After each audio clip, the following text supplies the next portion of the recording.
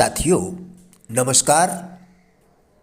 हमारे सुख एवं दुख दोनों ही मन की भ्रांतियों के सिवाय कुछ भी नहीं है। आइए जानते हैं कैसे। आज हम इसी विषय पर आपके साथ वार्ता करेंगे। हमारे भीतर की चेतना कुछ इस तरह से है,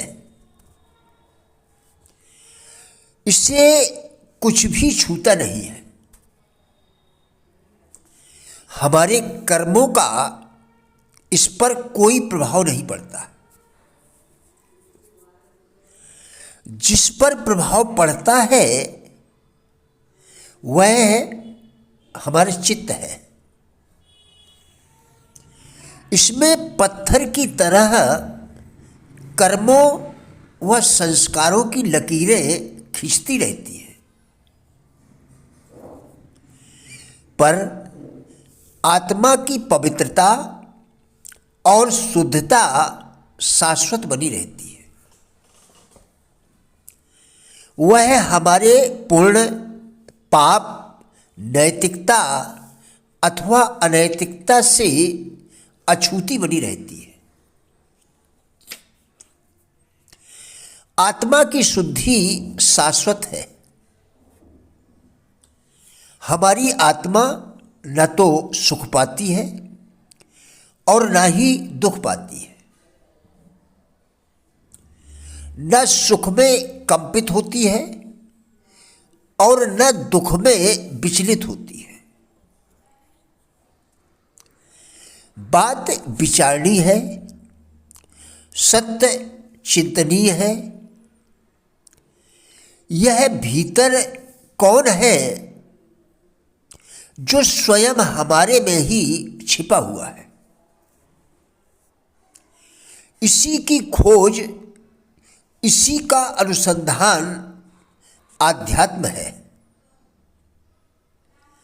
गाड़ी चलने पर गाड़ी का पहिया घूमता है, लेकिन गाड़ी के पहिए में जो कील यानी धुरी है वह बिल्कुल नहीं घूमती। इसी तरह से शरीर को कष्ट मिलता है या सुविधा मिलती है, मन दुख का भी अनुभव करता है और सुख का भी अनुभव करता है, परंतु आत्मा सदैव स्थिर रहती है। यदि हमारा जुड़ाव शरीर से रहता है तो शारीरिक कष्ट हमारे दुख का कारण बनते हैं। यदि हमारा जुड़ाव शरीर से रहता है तो शारीरिक कष्ट हमारे दुख का कारण बनते हैं। और यदि हमारा जुड़ाव मन से गहरा होता है तो बहुत सी मानसिक व्यथाएं और चिंताएं हमें घेर लेती हैं। अनादि और गुणातीत होने से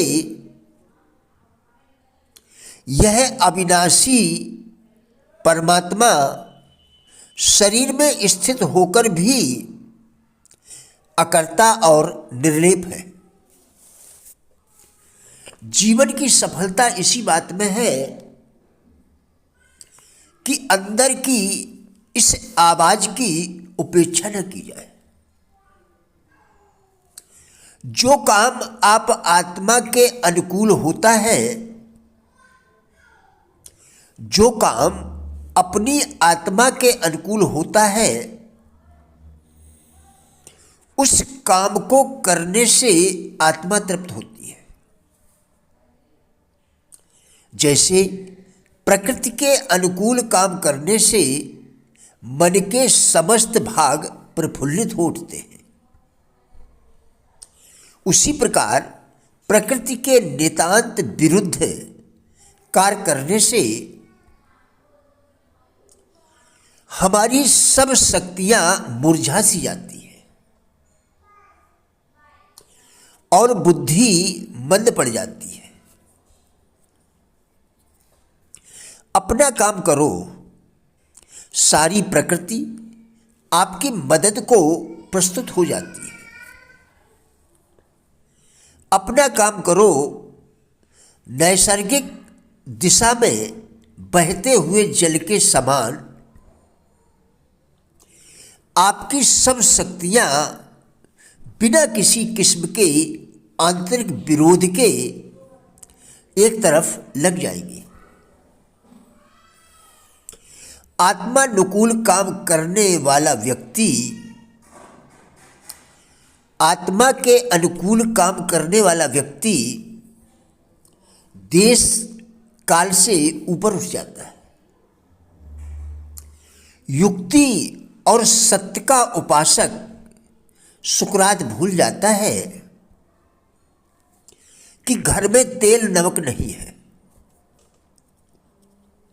मीराबाई कुल मर्यादा और लोक लाज को भूलकर नाच उठती है।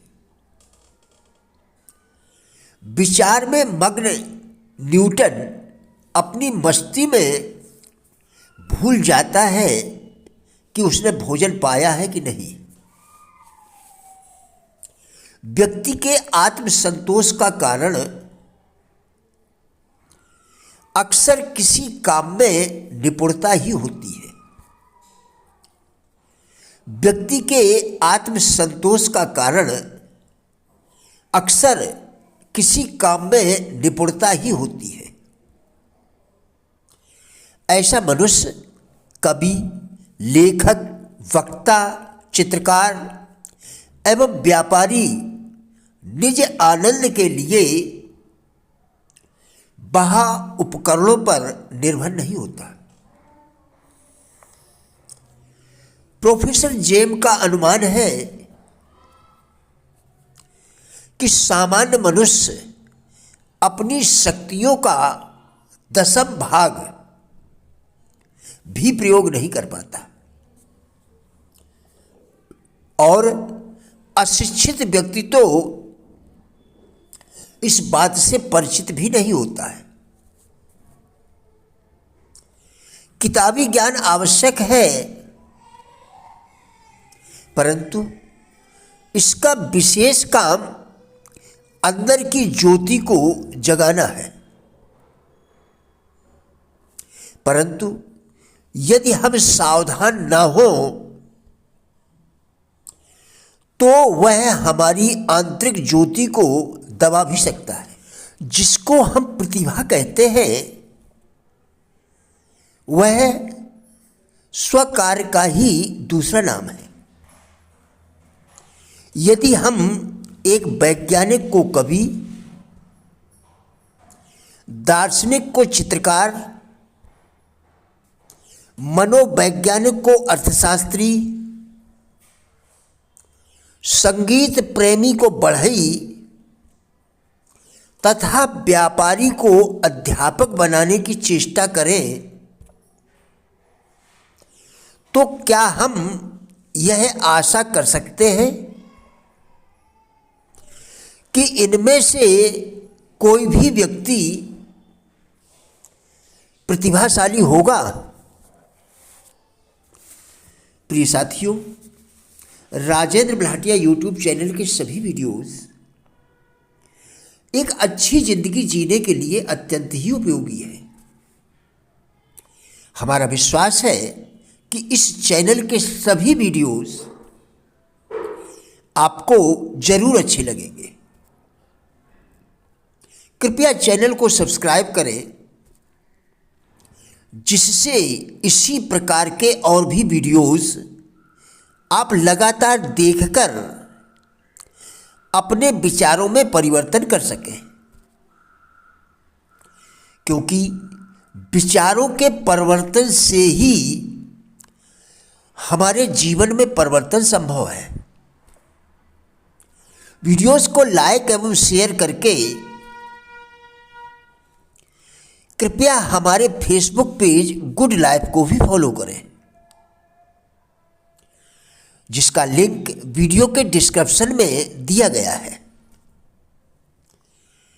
कृपया हमारा भी उत्साह बढ़ाएं। धन्यवाद।